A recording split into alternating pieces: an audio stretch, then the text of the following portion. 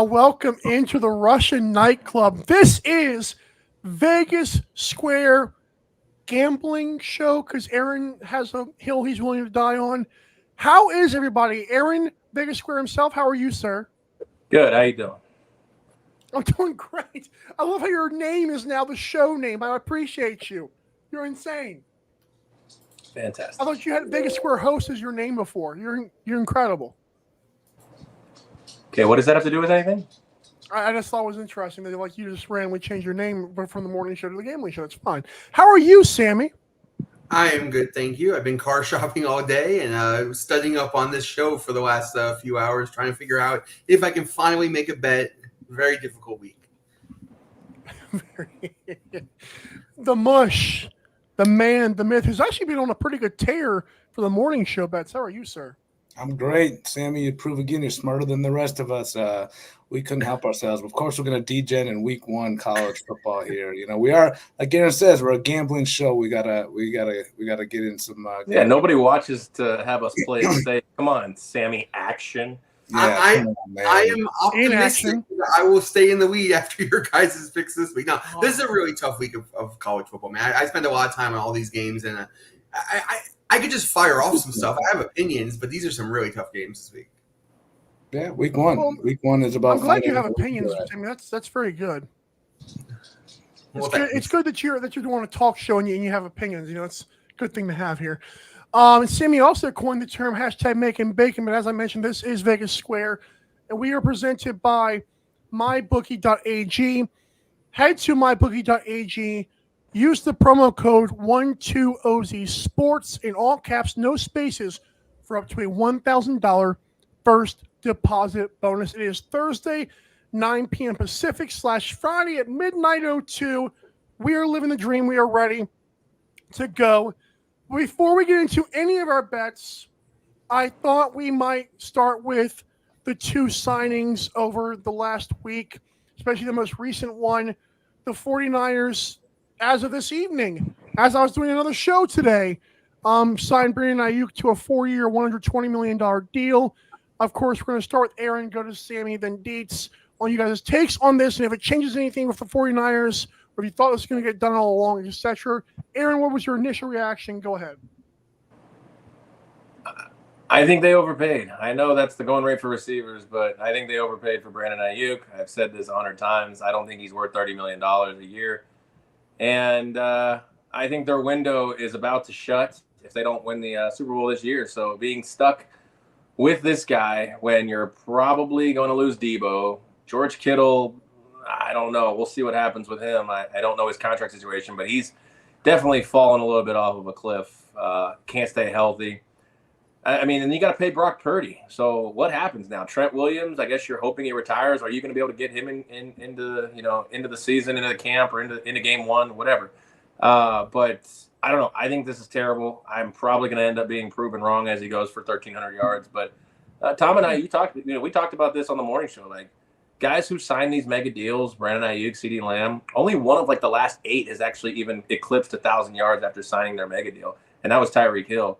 So I don't know. I don't see it with Brandon Ayuk, and it's kind of ironic that Sammy Action is wearing a Deebo Samuel jersey today. I just noticed that. Always on point. I try. Nice jersey, Tom, nice jersey, buddy. What are you talking about right here? Chris Middleton. Oh, that's good. I don't own a lot of jerseys, so I'm not. Okay, you can just wash it and repeat. Good job, Deeds. And and take all the winnings from the season and start investing in some new clothing for yourself, Deeds. He's the head up to good. Sammy, what are your thoughts on Brandon Ayuk?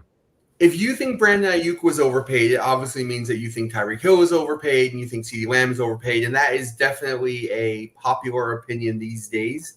I'm surprised they got this deal done, honestly. Trent Williams, I thought, was the most important thing they had to get done this offseason, so making Ayuk the priority didn't make a lot of sense to me, but they did get him at a discount from CeeDee Lamb. In the end, I don't think this is going to be a great deal. I didn't think he was great in terms of his production anyway, and now you're asking him to even step it up from there. And like Aaron said, having to sign Brock Purdy next year, hoping that Trent Williams doesn't retire, they could have still won the NFC this year without Ayuk and just focusing more on Christian McCaffrey. I don't like the signing particularly. I think it was better for Dallas with CeeDee Lamb, but now that it's done, my wife will be happy because she has some good. I don't hate the deal. I think they had to do something. I'm disappointed as somebody with season-long bets against the Niners. I'm fading the Niners this year. I agree with you, Sammy. I think Trent Williams is their most important signing they needed to get done.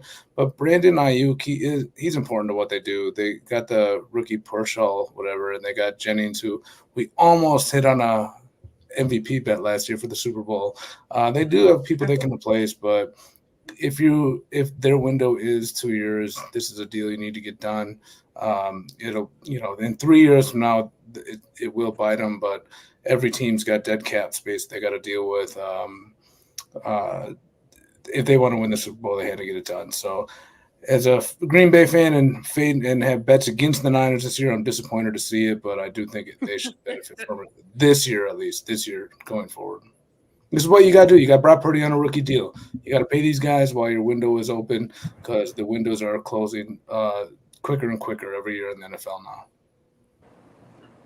I mean, I just feel like, the trade market out there was Pittsburgh, New England, maybe Washington, and nothing really materialized itself. So you're basically saying that these teams were trying to fleece the 49ers. Like they weren't offering anything of real value. So Brandon Ayuk, to me, doesn't really offer a ton of real value. I understand he's got 2 straight 1,000-yard seasons, but, I mean, all these receivers, $35 million for Jefferson, $34 million for CeeDee Lamb, these teams are just going nowhere. Like, I feel like San Francisco could have gotten, if not back to where they were last year, at least in the NFC Championship game without Brandon Ayuk.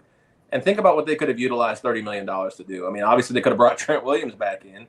I think Jawan Jennings and Pearsall would have been fine, compliments to hopefully a resurgent Deebo Samuel. I don't agree with this. He'll probably have 1,000 yards. He may have something close to that, but I don't think this was the value. I don't think this was the value play here. Well, to your point, go ahead, Sam. Sammy, before we get into that, I want to just jump in, kind of keep this conversation going with CeeDee Lamb, because Sammy, you mentioned something about Brandon Ayuk's deal, but it's like. Because me and Aaron thought that Micah Parsons obviously should have been the priority for the Cowboys, and obviously 49ers the priority probably should have been Trent Williams. But what does this? I mean, this seems kind of weird to just pay the wide receivers first. No, go ahead, Sammy. Continue with the thought.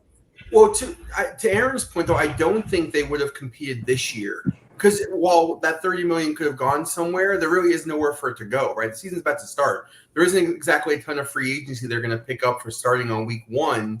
So for this year, they needed Brandon Ayuk for sure. And if he held out or decided not to play, I mean, it's possible that they have a talented enough team. And I think long term, they don't need Ayuk.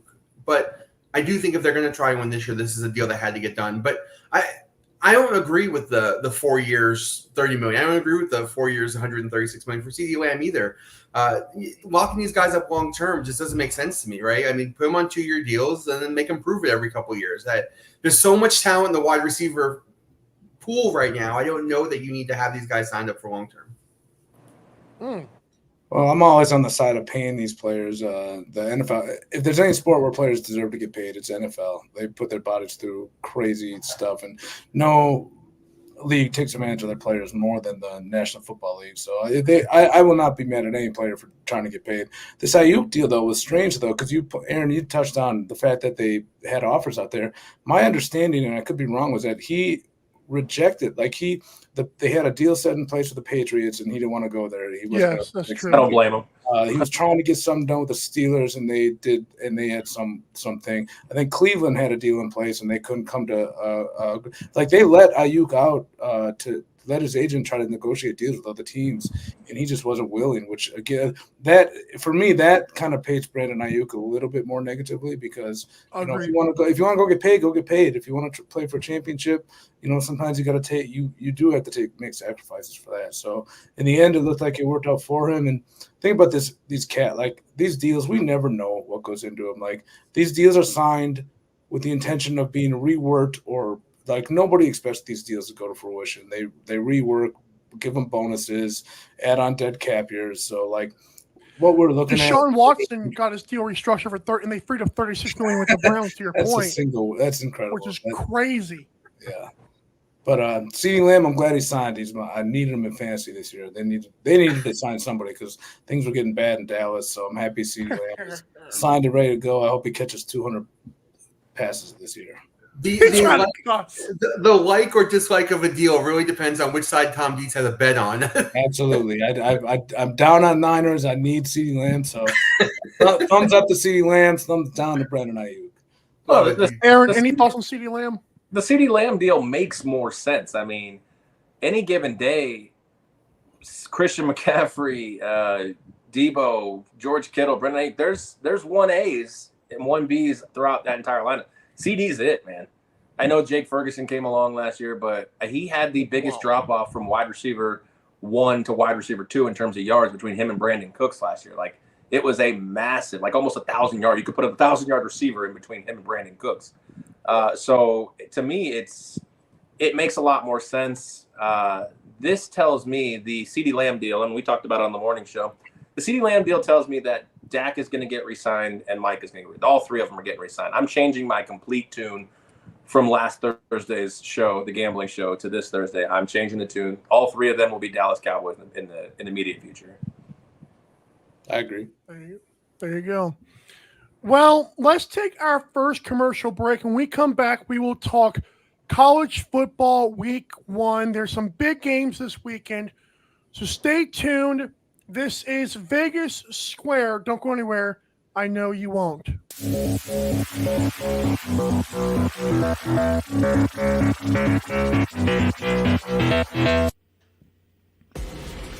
Need tickets to that next event? Well, at 12 Ounce Sports, we've got them with soccer anywhere in the world. Tickets to any venue, any sport. Want to go to NCAA or NFL football matches? We've got them. Yeah. Baseball at every level. Every Power 5 matchup is available. Don't forget, costumes and paint are optional. What's that? You want to go to Broadway? We have those too. Want to jam out? Every concert, every artist. That's right. At 12 Ounce Sports, we've got the tickets for less. 12ozsports.com/tickets. That's 12ouncesports.com/tickets. Welcome to MyBookie. You're ready to create an account and start making money. And we're here to help. And remember, you can get a bonus of up to $1,000 on your first deposit. Now you're ready to bet. Just go to mybookie.ag, visit the sportsbook, click on your bet, and input the amount you want to risk or win in the bet slip. Yes, it's that easy. Just remember, at MyBookie, you play,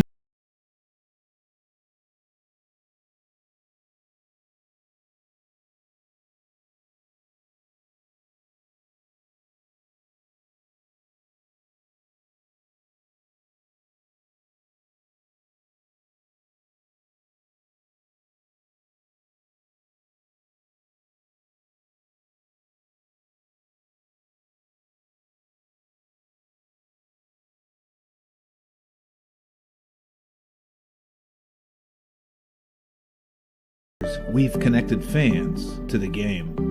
But just like athletes and leagues, we must evolve and grow. This fall, 12 Ounce Sports is taking our game to the next level. Montana, we'll see you in October.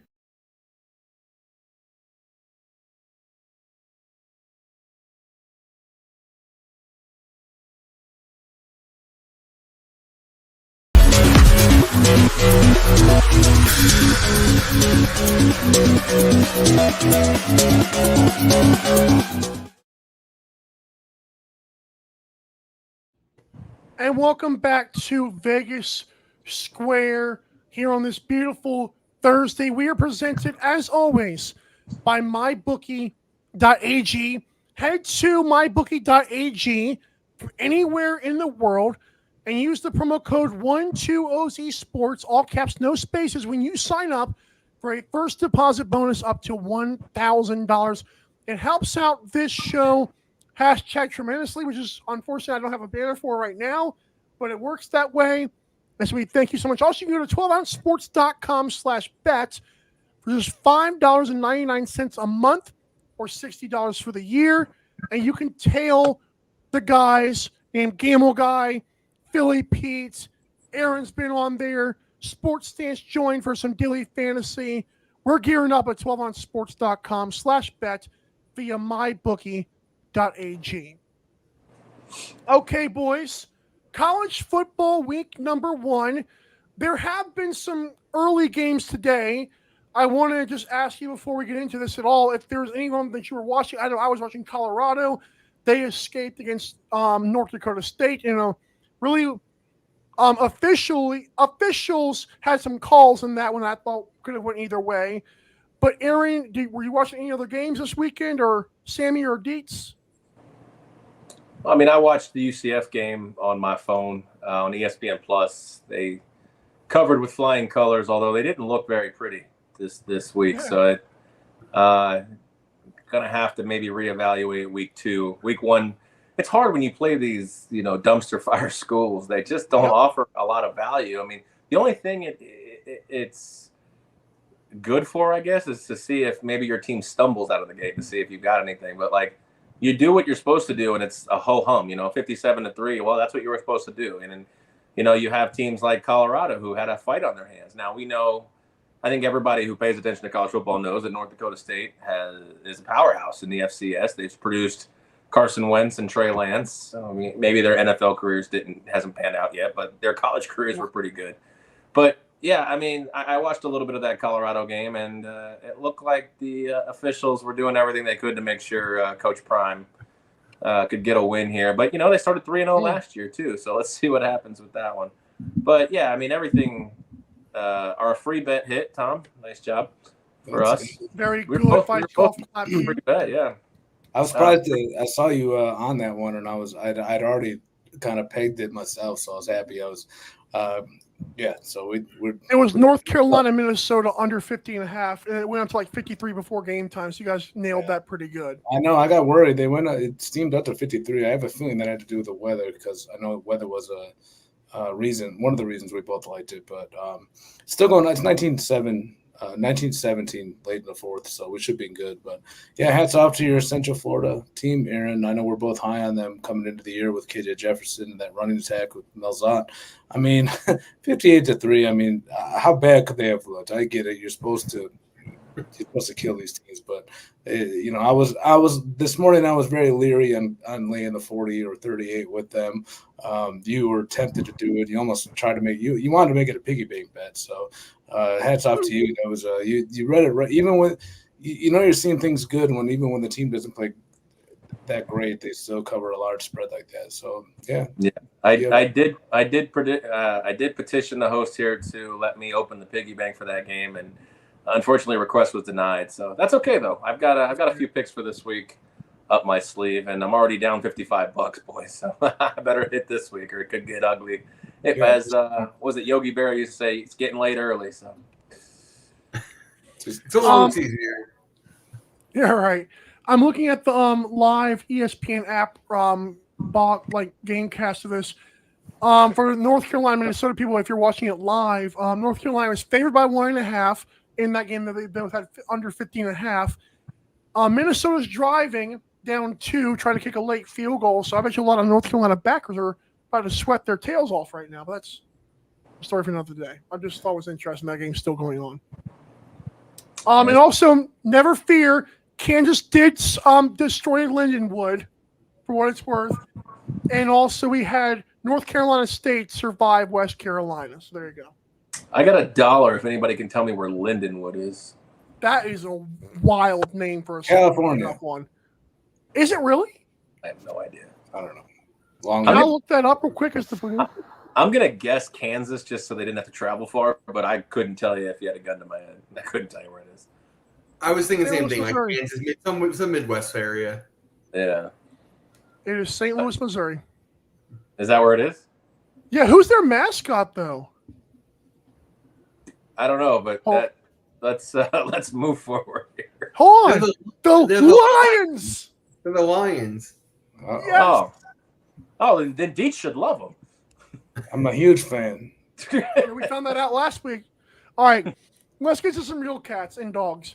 Clemson at Georgia in a ranked matchup. Clemson with Dabo Swinney, he still holds on to the lore that he created early on at that school. Against Georgia, I believe Georgia's down both their running backs, like Trevor Etienne has got some charge pending or whatever, something that happened. Huh? That's a shocker. Right, okay. And also their other running back has a toe injury or toe surgery or whatever. Georgia's favored by 12 as the MyBookie line stands. The total's at 48.5. This is a weird one of those weird lines for me.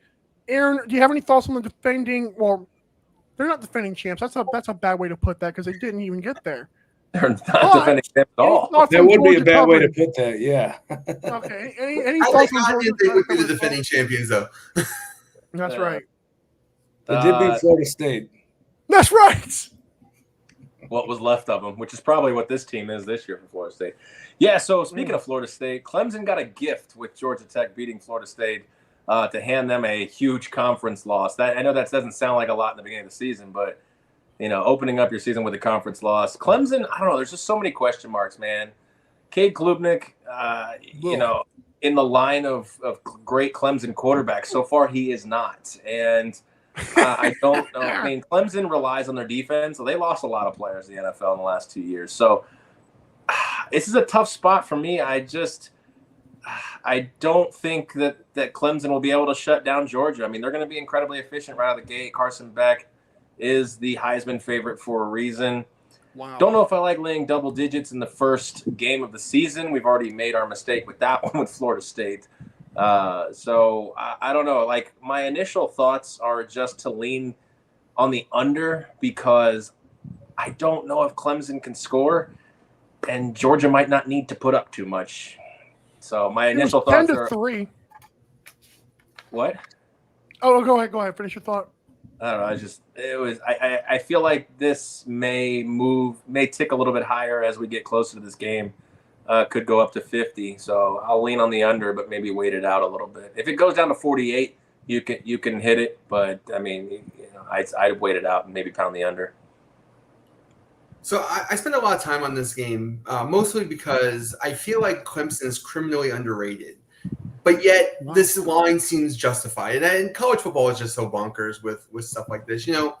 I feel like coaching matters so much more in college football than it does in the pros. And Clemson getting Garrett Riley, Lincoln Riley's younger brother, and the guy who basically tore up TCU's offense last year and set them on fire, I think will help Klubnik and Clemson's offense move the ball a little bit more. Obviously, it's week one, so how much has he impacted them? But before the end of the season, I do think this is going to be a pretty prolific offense. So I'm kind of on Aaron's point. Like, I like under because I don't know that everything's kind of caught on yet. But I also like Clemson, but 12 seems like a fair line. This is just a really, really tough game. I'm going to root for Clemson just because it's fun to root for the dog. But, this is a terrible game to bet. The dog. Go ahead, Deets. Lincoln Riley has a younger brother. Isn't he still 25? I didn't even know that. I had that's news to me. What is this guy, 14 out there coaching? Lincoln Riley's been a coach. I'll hold off most of my thoughts for this. It's one of the games I bet. I bet most of these big games that we're going to talk about. Just so once we get into the betting breakdown, I'll give you my complete analysis of what I think. It's a put up or shut up season for Dabo Swinney. He's been very vocal about disliking the trend of college football, not unlike some of his peers like Nick Saban. Well, but he is very anti-NIL and transfer portal calls. So if he wants his system to work, this is a very big game for him to show that he can still do it the old school way. So this is a big season for him. And who knows, maybe Garrett Riley, maybe we'll have our first ever 18-year-old head football coach of a team if Dabo can't work it out this year. I have no idea how old he is, but I thought Lincoln Riley was still like 22. So you talked about Dabo Swinney, and the thing that kind of makes me, question Dabo Swinney. Yeah, the whole NIL thing. I can understand why some of these old school coaches are having problems adapting to it. I mean, but when Nick Saban retired, I mean, didn't everybody believe that Dabo was the next head coach at Alabama? I mean, he played there, and everything kind of pointed to that. And then I don't know, I could be wrong, but it felt like they didn't even pick up the phone and call Dabo. He's angry about everything. Like he just, I have a lot of respect for Dabo Swinney. I like his story. He comes from a very difficult background. And I just love to cheer for those type of people. But like his stance on this is not just like he don't agree with it. Like he's just angry about it, and he doesn't mind who knows it. And he just, that's just going to turn people off. Like you're not. It is what it is. You got to adjust and with the times, whether you agree with it or not. Especially somebody who's supposed to be coaching and molding young minds. You can't be that disgruntled in this business when you are, in charge of really molding these young athletes into becoming adults. So that's my thought on it. I could be wrong, but he's got to approach it differently. It's a total dereliction of duty. I mean, you have the tools available to you to make your squad better. If you are choosing not to use the tools available to you and you're not making your squad better, you are not doing a good job as a head coach. And it's just that simple for me. The reason Clemson football is falling off is because he is not using the tools available. And it's a dereliction of duty that he should be fired for it, honestly. I don't agree with him at all. To be fair, I don't think Clemson has the money like SEC money and Texas money. I don't think they have that kind of money. Do they? I don't think they won a national championship not too long ago. They can't be that far off. A national championship, I mean, that money's probably already spent at this point. I mean, I think Dabo's mad because now they're doing what he was doing. They're just doing it out in the open. I mean, how do you get kids to come to Clemson, South Carolina, and Tuscaloosa, Alabama? I mean, you got to pay them. Well, that's been we've wondered that for Nebraska. I've been to Nebraska. My goodness, how do they Lincoln? Like how that's been these guys are angry that they can't do what they used to do. I'm sure that's great. But yeah, Tuscaloosa. Clemson and Alabama are cream of the crop down here. To be fair, though, for you Westerners. Yeah, because the they've been doing it for amazing. 100 years, dude. Yeah, but like you just poo-poo it as who wants to go to Alabama? Like that's a huge school, regardless of football. No, Alabama, yeah, they're a good school. And Clemson's like a pretty popular school too, but outside of football. Yeah, but football kids, let's be honest, aren't coming in droves to Clemson, South Carolina.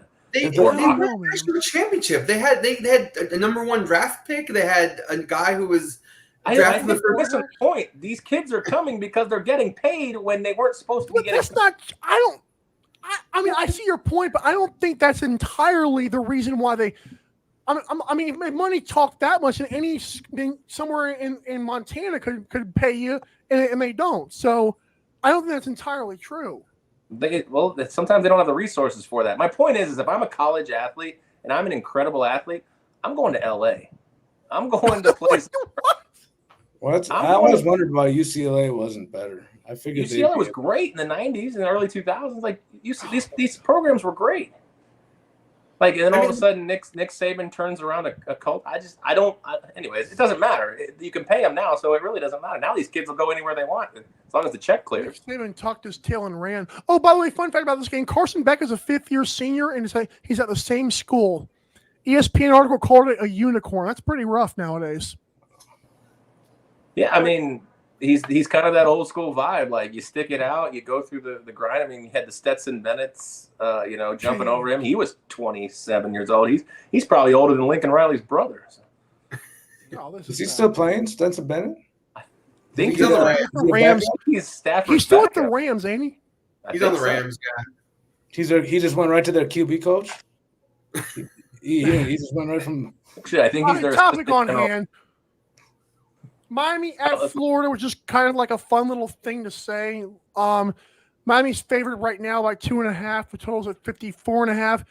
I know nothing about these teams besides they have two fan bases who won't let go of the 2000s and earlier than that. So I don't know much about this game. I'll be completely honest with you guys, nor do I care about it because I hate Florida and Miami, LOL. But what are your thoughts, boys? This one for me is interesting. I'm gotta be shocked. I get it that Cam Ward's the new quarterback in Miami, but I am shocked that anybody walks into the Swamp as a favorite. It's not a place you want to be the hunted. No matter how good or bad that Florida team is going to be this year. Billy Napier, I mean, it's weird. After Urban Meyer, they just can't find a coach, man. Oh, I guess we're moving on.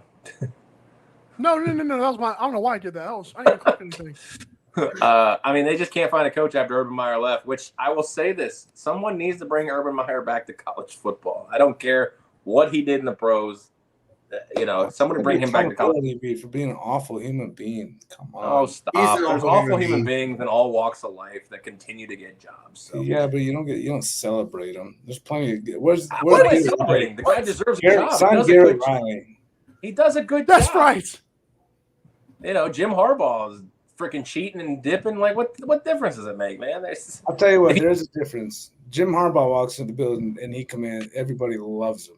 Oh, give me a break. I don't buy that for a second, dude. I don't buy that for a Okay. Nobody. Look at Sammy's Chargers. He's Urban Meyer's a better coach than Jim Harbaugh. I disagree. If you're Jim Harbaugh went to a Super Bowl, Urban Meyer Meyer set a franchise back 20 years. Yeah, that's a tough one. That's a tough debate. It is not close at all. It's really not close. Urban Meyer. So what did Jim Harbaugh do with Michigan before he started sign stealing? Besides get his ass kicked by Ryan Day? He took the Niners to the Super Bowl. Okay, that was a one-off. And how'd that go? How'd the Super Bowl go? Weren't the Niners favored in that game? I don't remember. I'm not. I mean, the lights went out and then they tried to he's had success on multiple levels. Is highly respected by his peers. Urban Meyer is a laughing stock. I'm sorry. Some things you just can't come back from. And that Jacksonville stint, you can't come back from it. Not to mention all his other issues he had in Ohio State before he left. He went to a strip club and someone called on camera. Everyone else. I'm not even talking about that. I'm talking about how bad he was with the players. Some people just aren't cut out to be NFL coaches. Urban Meyer's obviously one of them, but I think that touched on the sense of what kind of college coach is he? Is he that much of an asshole that he just needs to berate and look at his Florida team? Are we gonna that was a? I mean, they did a documentary on that team. My goodness, Oh, it's his fault that Aaron. Okay, I got you. No, I'm just saying that wasn't just Aaron Hernandez. I'm not an Urban Meyer fan. I think he deserves. I don't think he deserves any chance in any other. Some people are good college coaches, and some people are good pro coaches, and some people are just good coaches. Urban Meyer is a very good college coach. He was not a very good pro coach. So was Lou Holtz. He was a very good college coach, not a very good pro coach. Jim Harbaugh is an excellent coach on all levels, and the two really can't be compared. I mean, Jim Harbaugh has proven success on both levels, as well as Urban Meyer has in college, and much better than him in the pros. Oh yeah, Jim Harbaugh Urban Meyer should never get a professional head coaching job. But I'm not a fan. I'm just saying he should have a head coaching job somewhere in college football. He should. Jim Harbaugh has not won anything in college without sign stealing. Just so you guys know. Oh come on, Michigan was good before that. No, I'm telling you, Ryan Day was beating him every year. Ryan Day's terrible. Parent, are you sending your kids to an Urban Meyer led? Doesn't matter. It doesn't matter. What do you mean it doesn't matter? You're in there in these head coach living rooms talking to their parents. That was okay until he went to the Jaguars. I don't know what happened after. I think Miami wins this game. There you go. How do we get? What about you, Sammy? So this game, I mean, I agree with a lot of what Aaron said. It's really hard to go into the Swamp and beat a team, but the Swamp has not had the effect it had years ago during the Urban Meyer years. Yes, it has. Yes, it has. Yes, it has. They won 4 games last year. How much of an effect does it really have? It's not easy to go into some of these. When you're an average team. Now, Miami is a better team than they were last year. Cam Ward, Damian Martinez, the Oregon State transfer, like they are a better team than they were last year. But Mario Cristobal, we want to talk about coaches. Mario Cristobal is a bad coach. And I mean, he's on the hot seat for sure.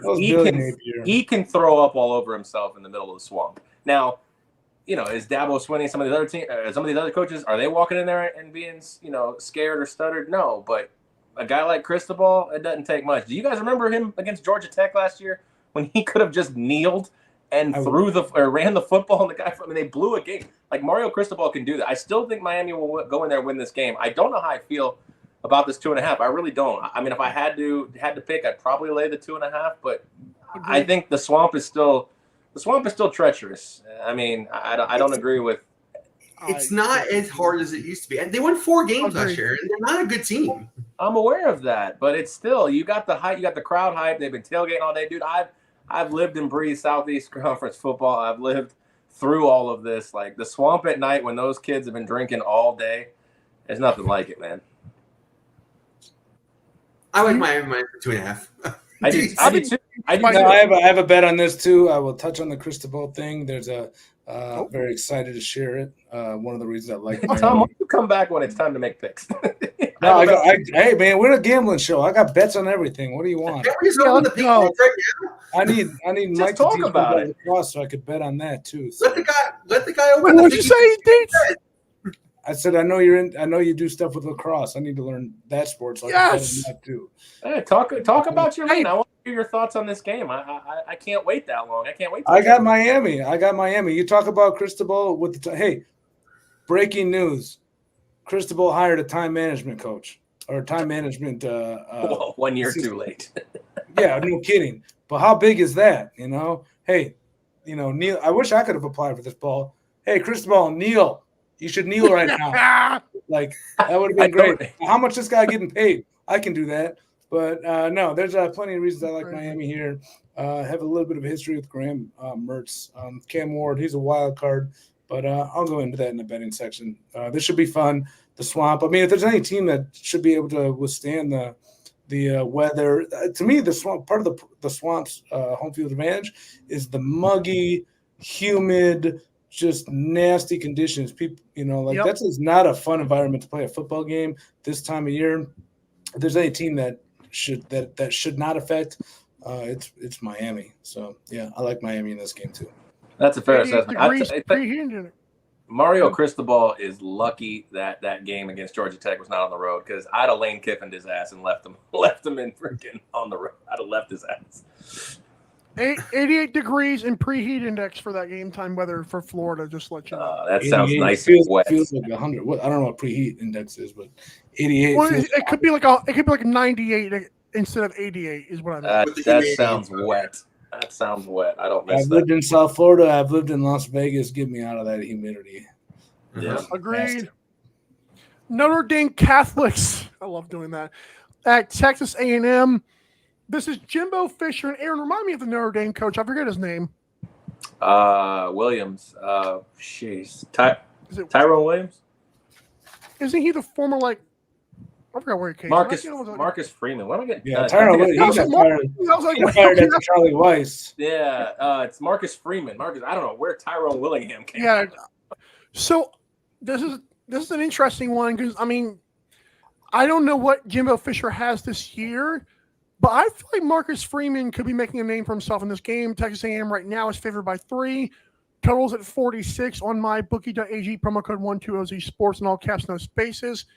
Aaron, take it away, man. Yeah, this one's tough for me. It's at home. The spread obviously reflects that.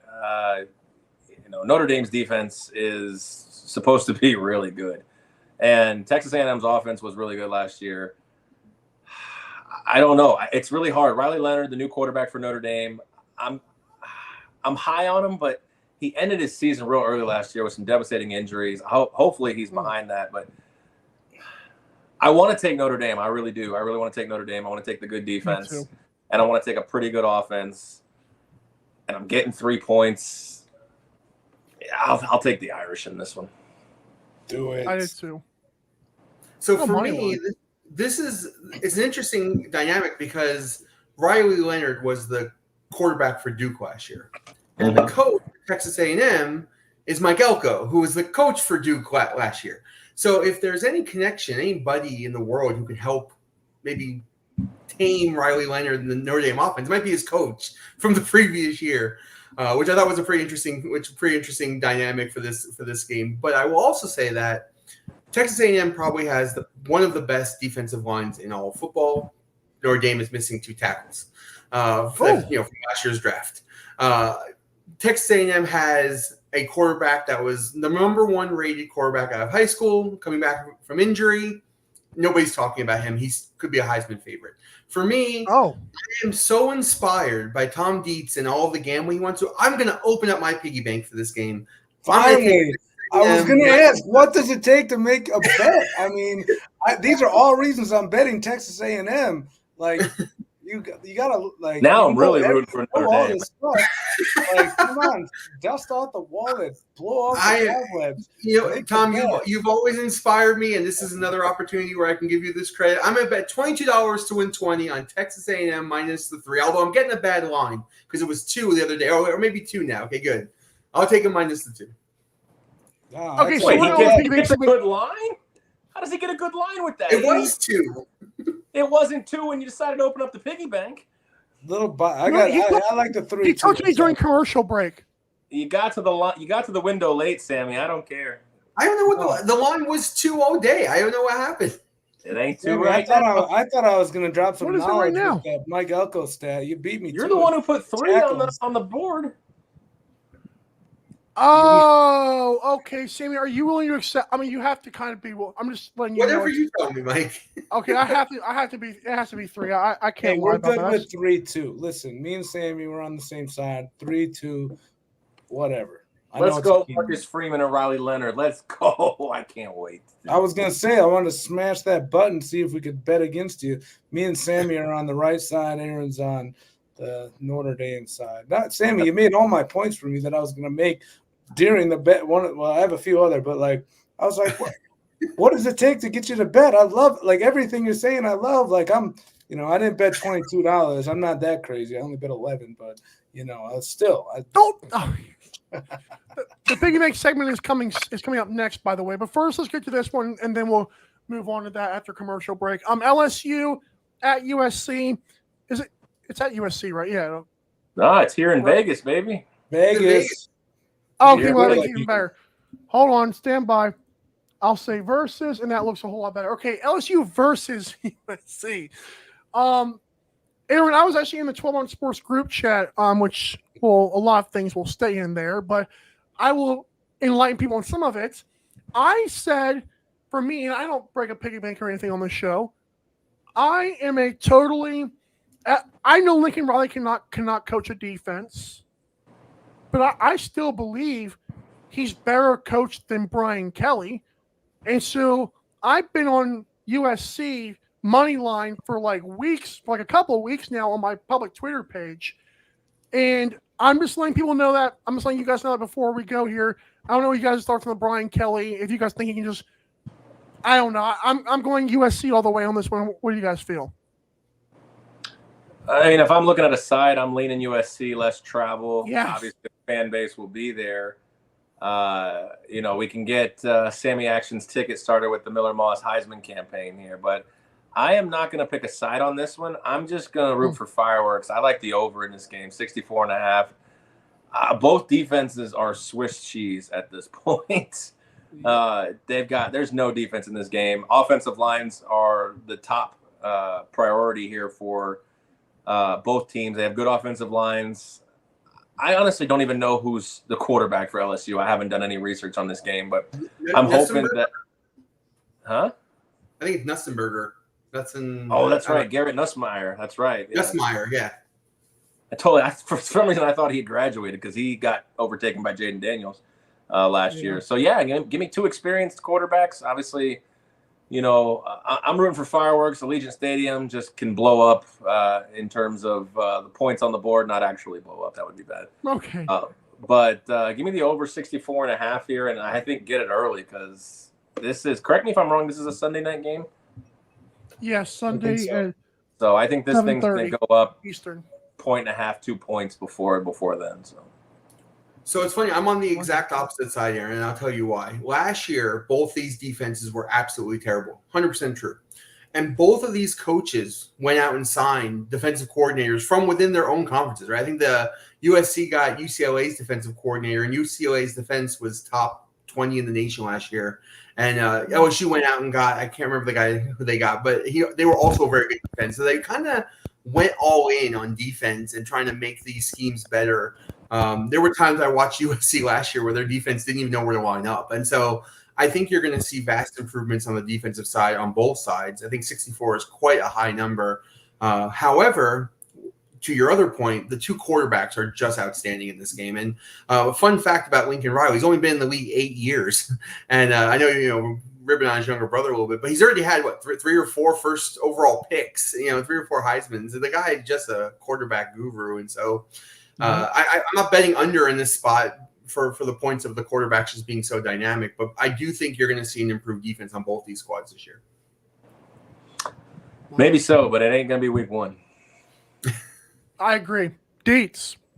No, I think Sammy, I think you're right. We could see improved defense, but prove it. Like, this was 2 of the worst defenses in the league last year. I want to see it. They got good, both.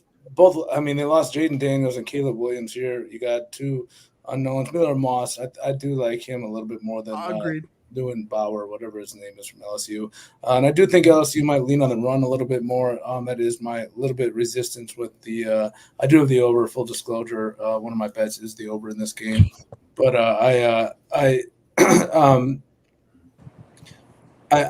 want to see these guys prove it. Like, just that, plain and simple. If you guys, if you two, like, we're 1 year removed from you guys being two the worst ever, defenses that we've seen. So if you turned over a new leaf, I'd love to see it. So I'm gonna make you show me first. Follow us at Vegas Square Host, at Sammy Action 3379, and at that version of Thomas Dietz. I am at Mario Carvelis. We'll be right back. We're going to break open some piggy banks. All 3 of us have bets we now know. So that's awesome. And stay tuned for a Super Bowl pick towards the end of the show. Don't go anywhere. It's going to get spicy next.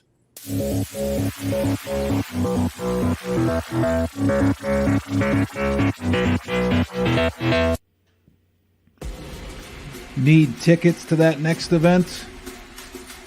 Well, at 12 Ounce Sports, we've got them with soccer anywhere in the world. Tickets to any venue, any sport. Want to go to NCAA or NFL football matches? We've got them. Yeah. Baseball at every level. Every Power 5 matchup is available. Don't forget, costumes and paint are optional. What's that? You want to go to Broadway? We have those too. Want to jam out? Every concert, every artist. That's right. At 12 Ounce Sports, we've got the tickets for less. 12ozsports.com/tickets.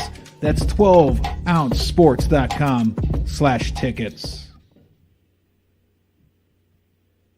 Welcome to MyBookie. You're ready to create an account and start making money. And we're here to help. And remember, you can get a bonus of up to $1,000 on your first deposit. Now you're ready to bet. Just go to mybookie.ag, visit the sportsbook, click on your bet, and input the amount you want to risk or win in the bet slip. Yes, it's that easy. Just remember, at MyBookie, you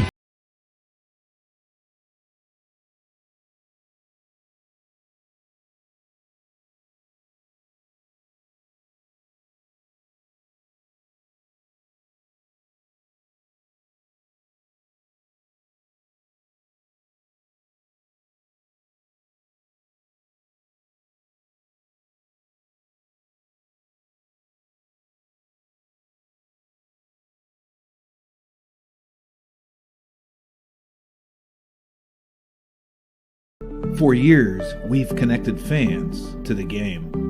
But just like athletes and leagues, we must evolve and grow.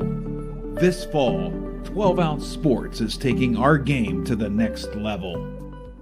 Montana, we'll see you in October.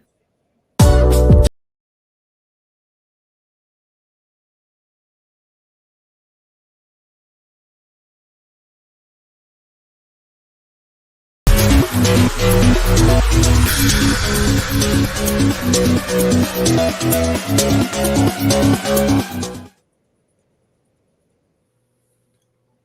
still early in the Russian nightclub, so we just want to let you know. We hope you're having a good time. We hope you're enjoying the music and the sports talk. This is Vegas Square, live every Thursday at 9 p.m. Pacific / Friday at 12 midnight Eastern. Don't forget to catch the Vegas Square morning show tomorrow at 10 a.m. Eastern, 7 a.m. Pacific, as Aaron will be on. We'll be talking the latest in sports, city, etc., and a free bet of the day, which has been red hot no matter who chooses it. Reminder, we are sponsored by mybookie.ag. Use the promo code 12OZ Sports on all caps, no spaces, for up to a $1,000 first deposit bonus. We thank you so much for your support. All righty, it is time for my favorite segments. It is time for Piggy Bank. Admire them, love them, respect them, the Glass Green Pigs. Aaron, last week you went 0-1 with the over 55.5, I think it was, not hitting. You're at 945 right now out of 1,000 you started with.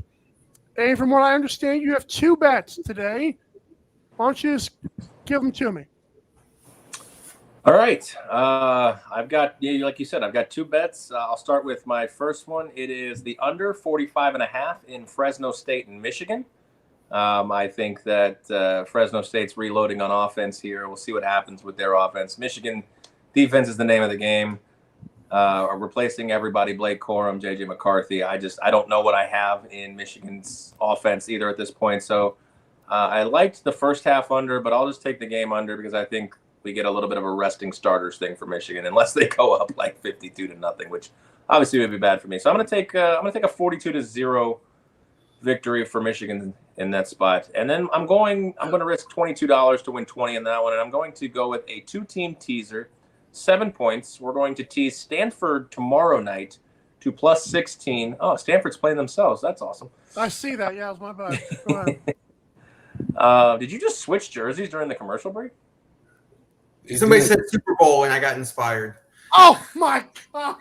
You should have stuck with the other jersey. Who is Stanford playing? So Stanford and TCU. Stanford is. I'm going to take the 7-point teaser. It's 140, so I got to lay $24 at this point. You're doing 24 now? No, $28. No, 28. $28. I got to lay $28 to win 20 on Stanford +16, and I'm going to tease Penn State down to -1. Basically a victory. So that was a long-winded way to go teasing college football. Yeah, deal with it, boys. In West Virginia, that was on game day, by the way, I believe, this weekend. I won't subscribe to the don't tease college football theory. I won't. Good So luck. that will leave Aaron at $895. He's the first one that goes under 900. It's not a flex. I'm just saying it's true. I mean, you can tease college football. I wouldn't, but you can. He did good on the AM drive, just to be fair.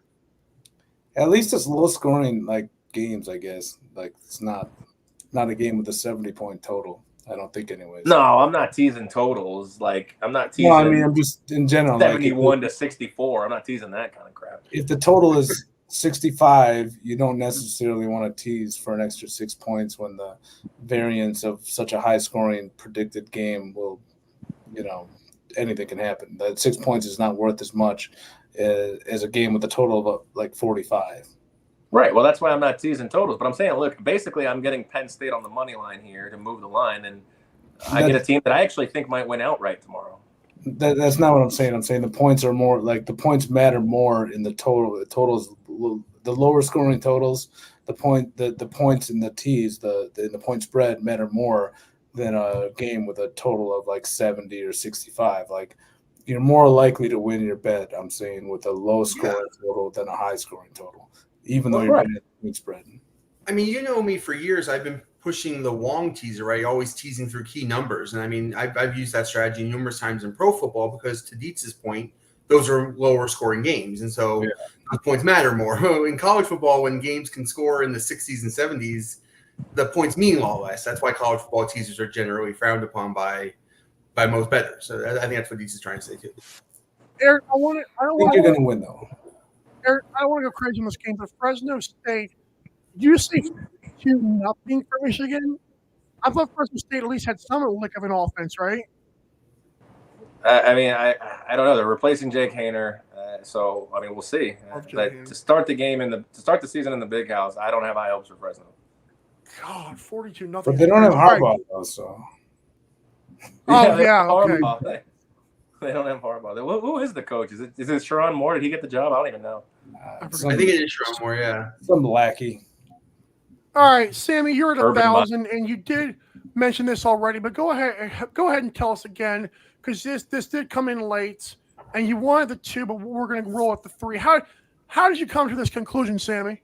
So I originally, when I looked at this game, I liked the under, right? 2 great defenses, 2 struggling offenses, teams that don't have the components to put big numbers in these spots. But the more I think about it, the 12th man is such a huge advantage for Texas A&M, much more, in my opinion, right now than like the swamp was back in our previous conversation.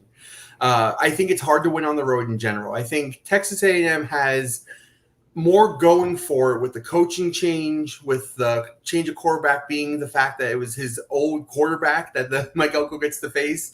And I also think that in close games like this, I want to lean on the team that has home field. I want to lean on the team that has a small favorite, right? The team that's going to win by like 1 possession. This isn't going to be a blowout in either way, but I can easily see this being a 1-touchdown game. So to me, it makes the most sense. If I'm going to place a wager, under is a little bit too risky. I would rather take the home team in this spot, Texas A&M -3. And I love the coach connection here, so I think the coaching matters a lot in college football. Wow. Sammy's not 978. Deets has quite a few of them, so I'm very happy for this. You're at 978 as we begin tonight, but it's going to change very quickly. So go ahead and rattle them off, Mr. Mush. Well, so a couple things. I wish I would have mentioned this last week. We have $1,000 bankroll with this piggy bank bet. So you see these bets, 55, 22. Mine all today are going to be 11. I have 6 bets. I subscribe to the idea that if you're going to bet and try to have a set-aside bankroll like we do for this challenge, you should bet between 1% and 5% of your bankroll. So you're not seeing $200, $300, $500 bets from us in this because, especially as we get in the beginning of the season, I'm going to tread a little bit lightly, with 6 bets, but I'm going to bet $11 each, start with 1% of my bankroll. Last week I bet 2%. I think that's just, if you are betting, if you do have money set aside, I think that's just a very smart way to go about it. Don't anything can happen. This is week 1 in college football. There's a lot of unknowns. We think we know things, but we don't know. We don't know yet. So that being said, me, I'm a volume bettor. I like to push small edges, and that's another reason I might bet a little bit smaller, at least to start out. So my first bet, I want to give a shout out to the Action Network. I absolutely love everything they do. They have great podcasts. It's a great app.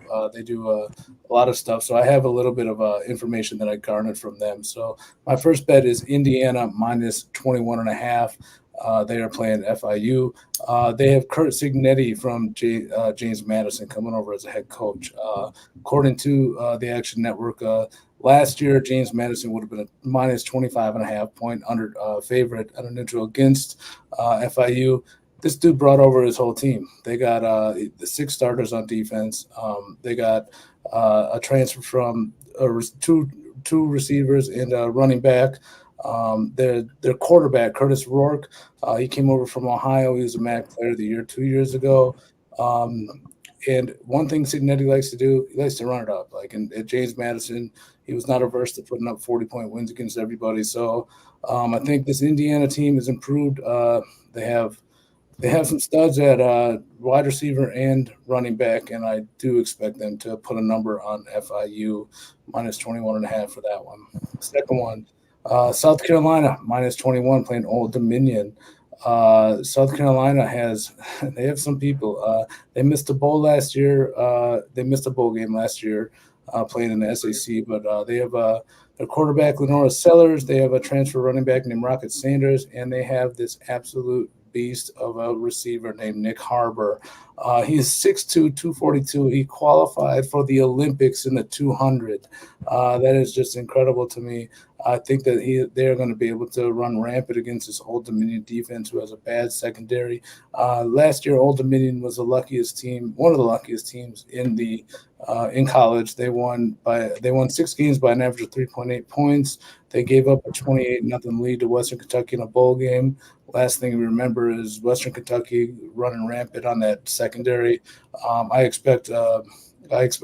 I don't think Old Dominion will get any pressure. I think South Carolina will be able, and those weapons will be able to go crazy on the South Dominion defense. 127th pass rush per Pro Football Focus. So I don't think that they'll be able to do anything. Miami, we already touched on it. Cristobal, he hired a time management coach. For me too, being from Wisconsin, I remember Graham Mertz. Like, to me, it's Graham Mertz versus Cam Ward. Cam Ward, very high variant type of quarterback. We don't know what we can expect. This could blow up. But Florida, to me, the difference in this game is Miami has a really, really good offensive line. Their running back, Damian Martinez, I think he comes from Oregon State. I think they're going to be able to run all over them. And I think that's where it's going to come down to, the battle of the trenches, this hot, muggy game in the swamp. Florida has a great secondary. That's their best part of their defense. I think that Miami should be able to neutralize that.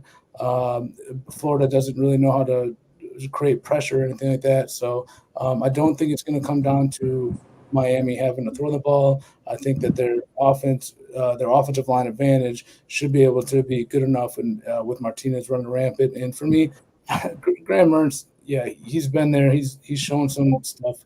What is he, a 7-year senior? Is he as old as Lincoln Riley? I don't know yet. But give me Cam Ward. I know he's a little more risky. Like, the outlook could be bad with him, but I've seen Graham Mertz just fumble the bag too many times. If he does, and if he does, it's a very close. Minus 2.5. I'll tip my hat to Graham Mertz. I hope he has a good year over there, but I don't see it. So, 6 games. We talked about this one, Texas A&M. Sammy, great points. Mike, their coach, he coached Riley Leonard at Duke. Andy coached Duke against Notre Dame last year. He's very familiar with this team. But for me, the reason I really like Texas A&M is they have maybe the best defensive line in college football.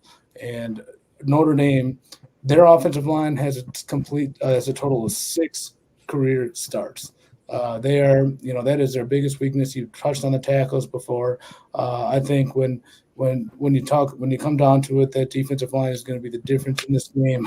Mike Elko just knows their quarterback. He knows the team. Like, there's just too much of an advantage. -3, -2. Give me Texas A&M. I do lean with you on the under. I think it'll be Notre Dame does have a decent defense. They're going to be a good team this year. So I think the under. I'm with you, leaning towards the under. But I give me that -3 with Texas A&M. I think they get this. Georgia. -13, -12, whatever it is right now. We talked about this too. I think Carson Beck is I think they're just gonna have their way with them. I think we talked about Debo, like the Clemson D. There's rumors that their defense got shredded by their offense in the spring practice. I don't know how much stock you can take in that. Georgia's defense, they're a little bit susceptible to the rush, but this is Georgia. They should have won the title last year. They got shut out. I think they want to come in. We talked about today on the morning show, Colorado trying to have a standout game for Sanders as a Heisman hopeful. This could be a chance for Carson Beck to just solidify his spot as the favorite in the Heisman race. Georgia's just on another level, and I believe that Debo's antics are going to catch up with them. I think this could be the year. This could be his final year at Clemson. Dabo, Dabo Swinney. Next, and the last one, Sunday night. Who doesn't want to cheer for an over in Allegiant Stadium here in Las Vegas? Maybe we'll find a way to get there like we did for the Pac-12 championship game last year. Me and Aaron went to that game. This should be a fun game. Like I said before, you got to show me. Just show me. Miller Moss, He plays within the Lincoln Riley system. Caleb Williams, for as good as he was a bit of a wild card, and as good of a coach that we think that Lincoln Riley is. Like Caleb Williams just kind of went off script and did his own thing for better or worse. And then that could be tough. Miller Moss obviously not as talented, but he plays within the system. Expect good things from them. This is an interesting stat. LSU, they have a very, very short secondary. Nobody over 6 foot. Everybody's 5'11". Two receivers, Jacoby Lean, 6'4" with a 6'8" wingspan and a 36 introvert. Deuce Robinson, 6'6" with a 6'10" wingspan. I think that we could see some I think we could see some move this ball. I expect that. Another thing, LSU lost their punter. Apparently they can't punt the ball. We could see some special teams scoring here too. These defenses are both supposed to be improved, but I want to see it first. It's Sunday night after a weekend of football. I will wager my money and cheer for an over on the couch after a nice weekend. So those are my 6 bets for week 1 college football. Very comprehensive. Very comprehensive. Very, very good stuff. Yeah, agreed. So Dee's down to 9-12 after spending 66 on those 6 bets. Oh, that's a mouthful of number there. Love that number. For those watching, Georgia's at -13.5 for Deets bet because he got this locked in before the show, and that's just what it was. As we saw earlier, I think what is the line now at 12 as we speak. So that's why Deets is at 13.5. Huh? I think it might even be down more than that. You never know. I'm well aware I'm against the steam here. I'm a little I will caveat that by saying sharp money's coming in on Clemson. They seem to be the sharp side. I do follow line movement, as Sammy likes to call me, the line movement guru. I'm against the sharp side on this one. I'm well aware. Probably maybe with Miami too, but not so much. But I just like it's Georgia versus Clemson. I'm very down on Clemson, very high on Georgia. I will fade the sharp side. Yeah, I was just letting people know. You're still on a good side of the key number, though.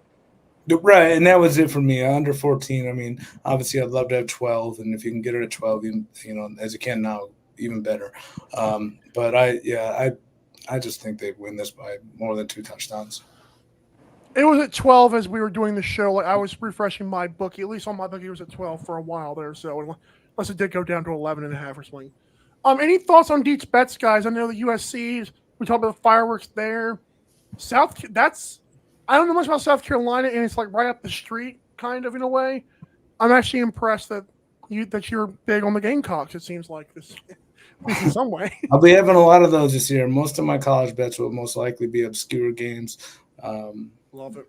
It's the big games, they're fun, and it's a fun weekend. It's week 1. I wanted to add some fun bets in there, pick some marquee games. So sharp bettors for years have been saying that you can find good lines if you go off the TV games and find some of these smaller schools. Yeah. A lot of college bettors just focus on conferences. Like there's many people who I don't want to say make a living at betting sports, but are very profitable just only doing the MAC, just only doing the AAC or whatever. Like they just concentrate on conferences, learn everything there is to know about that conference, and then that's all they bet. Because there's these people who talk like Aaron, so many more college players than I do. Like it's impressive. Like there's so many players, there's so many people moving around, so much information out there. It is very difficult to really follow everything in college football.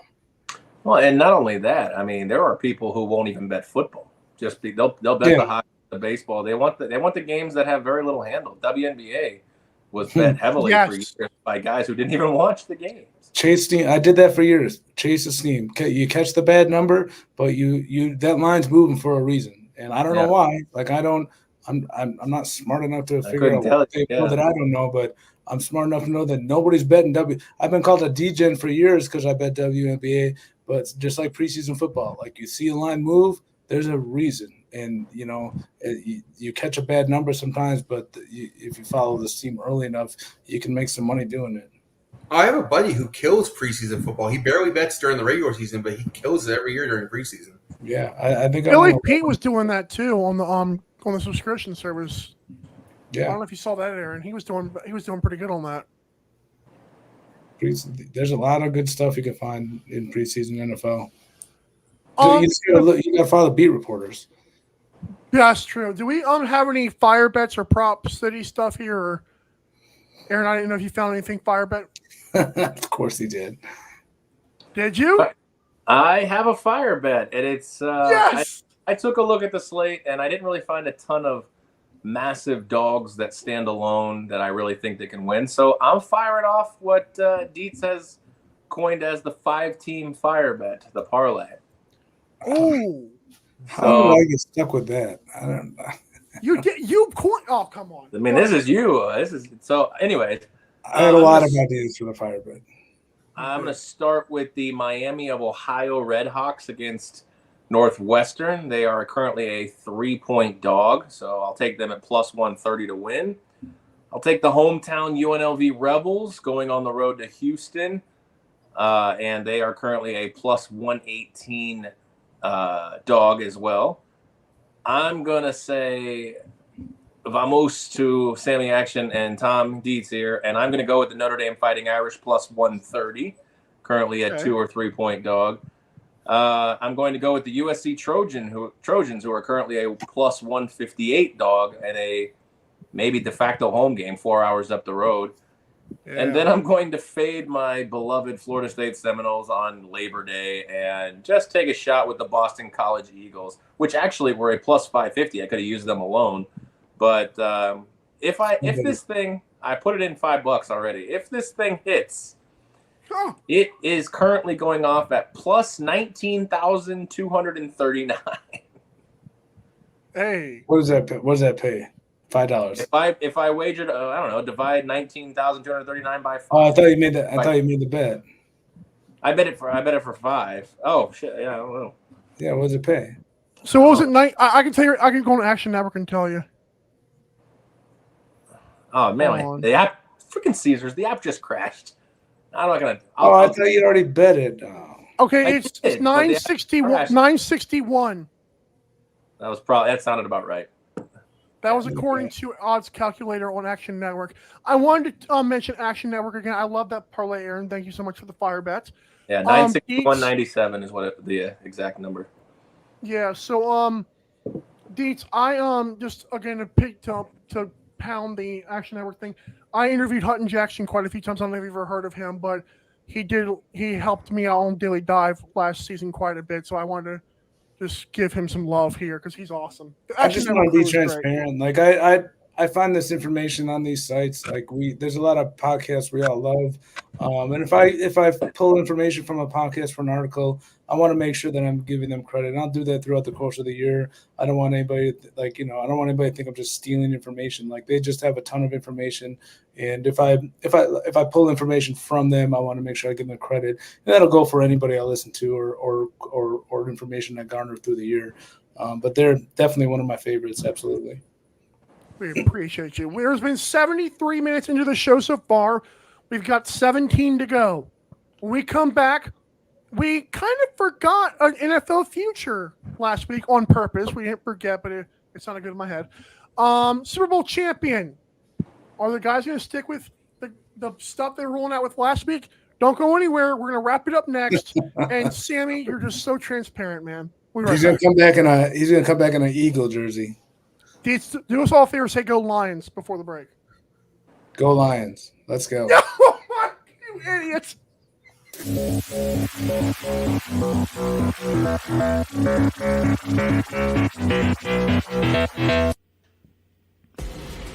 Need tickets to that next event? Well, at 12 Ounce Sports, we've got them with soccer anywhere in the world. Tickets to any venue, any sport. Want to go to NCAA or NFL football matches? We've got them. Yeah. Baseball at every level. Every Power 5 matchup is available. Don't forget, costumes and paint are optional. What's that? You want to go to Broadway? We have those too. Want to jam out? Every concert, every artist. That's right, at 12 Ounce Sports, we've got the tickets for less. 12ozsports.com/tickets. That's 12ouncesports.com/tickets. Welcome to MyBookie. You're ready to create an account and start making money. And we're here to help. And remember, you can get a bonus of up to $1,000 on your first deposit. Now you're ready to bet.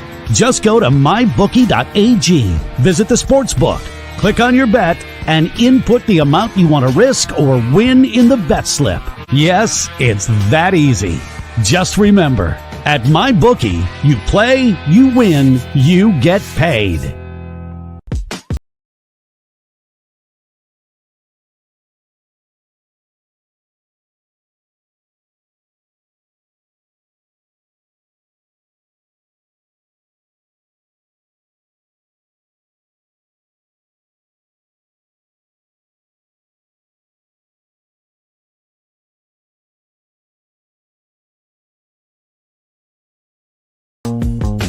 Sports is our passion. For years, we've connected fans to the game. But just like athletes and leagues, we must evolve and grow. This fall, 12-Ounce Sports is taking our game to the next level. Montana, we'll see you in October.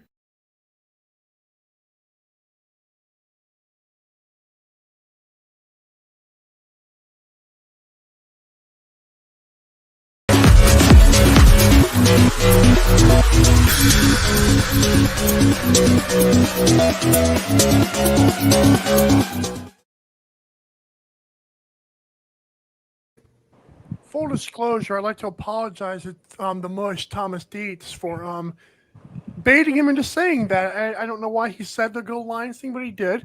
I like the To line. be fair, there's no Packers towel behind you, so I guess that works.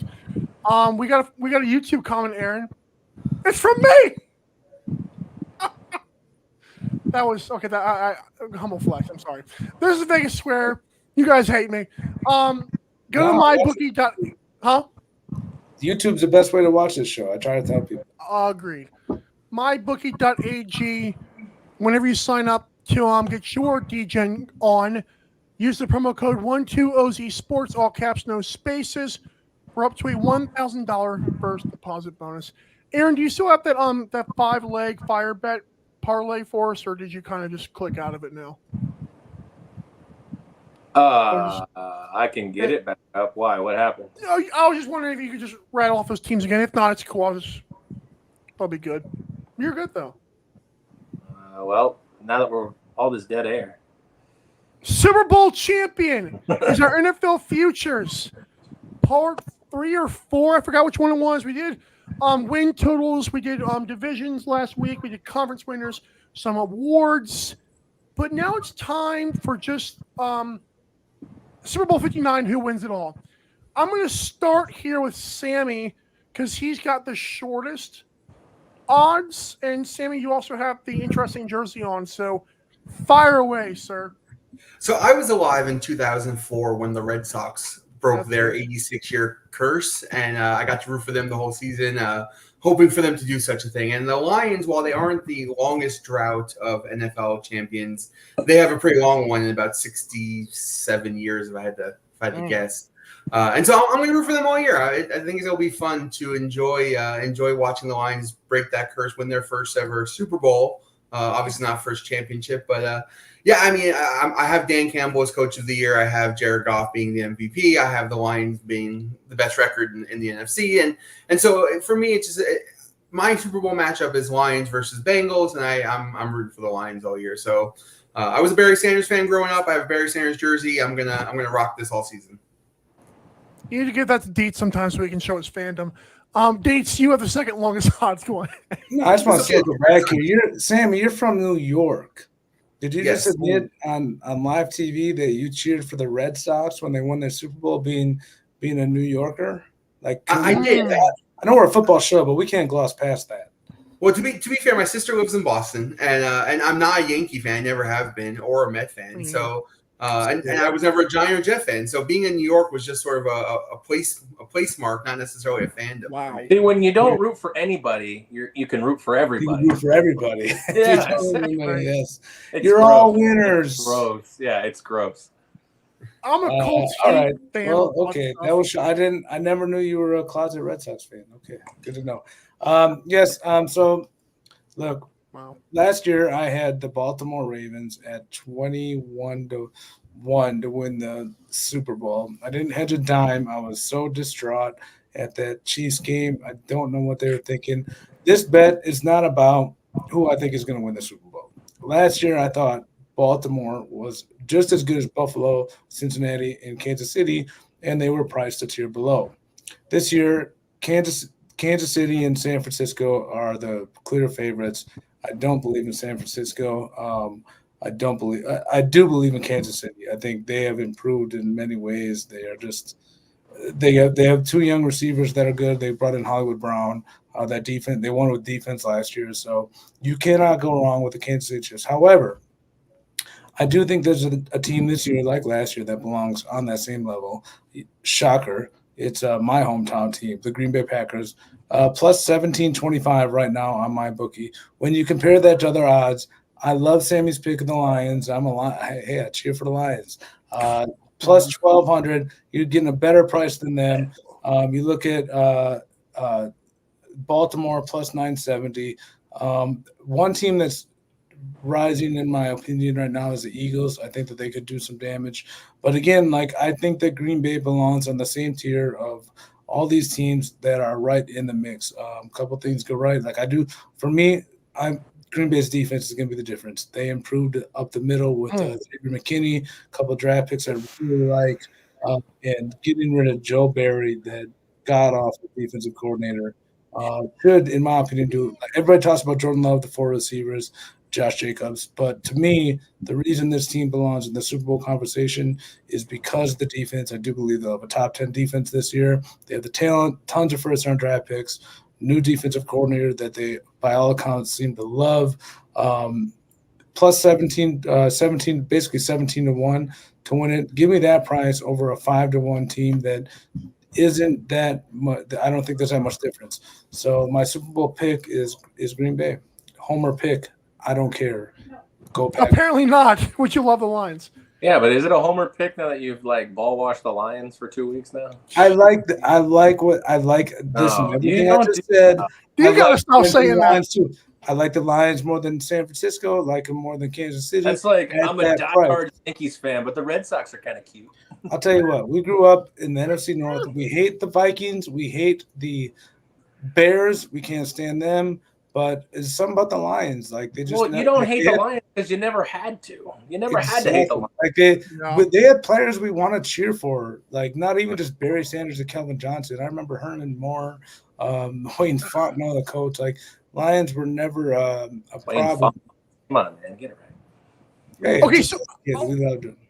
Before Aaron goes for the Super Bowl champion pick here, I just want to say I have been on record with the Vegas Square Morning Show saying I don't like the Titans. I love that Barry McCockiner calls them the tits.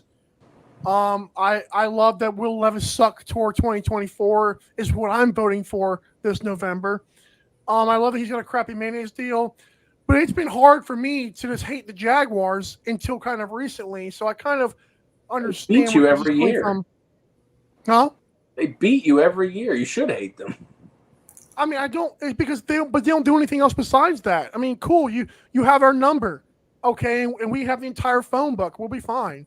I don't know. Pretty sure they got to an AFC Championship game more recently than you did. I'll tell you what, if Green Bay would not have, if Darnell Savage would have caught that interception and Green Bay would have beat the Niners like they should have, like every other year they play them, and the Lions beat us in the NFC Championship game, maybe I wouldn't feel the same way about it. Maybe I'd have a little turmoil, I haven't ran across Lion fans that annoy me yet. That's part of it too.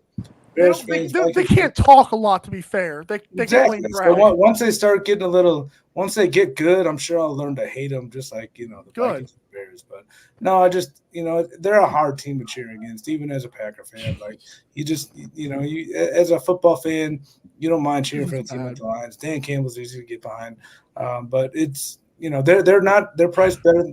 Give me the 17-1 with Green Bay over the 12-1 with the Lions. I think Green Bay is right there. So if the roles were reversed with the odds, you would have gone with the Lions. That would have made the show even better. I would have. Yeah, absolutely. Absolutely.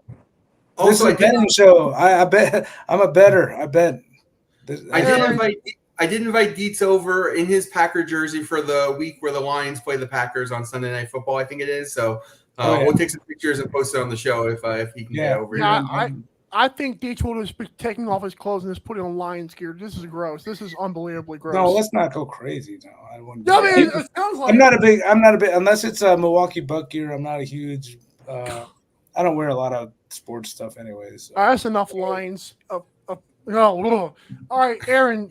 Go ahead, man. Thank you for your. I'm only gonna contradict myself to complete the narrative here, but the explanations of these two is atrocious. I'm sorry. That is what's wrong with the modern day sports fan. Right? This is the guy who bet a 7-point college teaser, and he doesn't like our explanation. It works for Aaron. What explanation don't you like?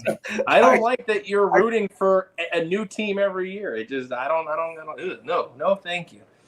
I can't. Yeah, come on, John Elway. I root for. I understand. I live in Vegas. Right? I should just root for the Raiders.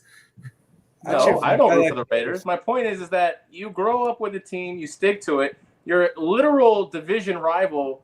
You would want them to go 0-17. Like, no, I'll root for All right, them. that being said, Aaron, I've known you for years. I still have no idea who your favorite football team is. It the Tampa Bay Buccaneers or is it the New England Patriots? Yes. What? Which one? I pick two. I don't waver. I don't pick two. We can pick two. Packers. You got the Packers, and you like a little bit of what the 49ers do because your wife likes them, and Sammy has a new team. I hate the Niners with a passion. They're my least favorite. I don't have a team. My wife is a Niner fan. That's the worst. That's the worst thing. You don't have a team, so you can have all the teams. I pick week by week. It's a gambling show. Whoever my money's on is who I root for. Listen, if you have two favorite teams, I get what you're saying. You don't have a leg to stand on because you cheer for two different teams. And whatever team does and better. I don't waver. Those are my teams. There's no those when you're calling the fandom. When you're talking about betting, yes, but not when you're talking about fandom. Well, I mean, that's my third favorite team is whoever I've got money on. Well, that's your I like all the baseball teams. It should be your favorite team. Well, I suck at betting, so it's usually my least. Let's hear your Super Bowl. There's only one way to be a fan. I never understood this. Like, people move around all the time. Like I went 10 years in Arizona, so I should root for the Cardinals. Now I live 10 years in Vegas, so I should root for I didn't the say you Raiders. have to be a fan of the team you live in. You pick your fandom and you stay with it. All right, Aaron, give us your Super Bowl champion real quick, and we'll try to continue this conversation if we have time. I'm going to finish up the narrative here because I'm about to contradict myself, but I'm just going with the Kirk Cousins experience this year. Go Buccaneers! Falcons 27-1. They're going to be after all that. I like they got a shot. They got that head coach, Raheem Morris. I like it. I don't know about that. They got a shot. I don't like Raheem Morris as a coach. I agree. Yeah. No, they're gonna be in the playoffs. You getting 27-1 with a team in the playoffs?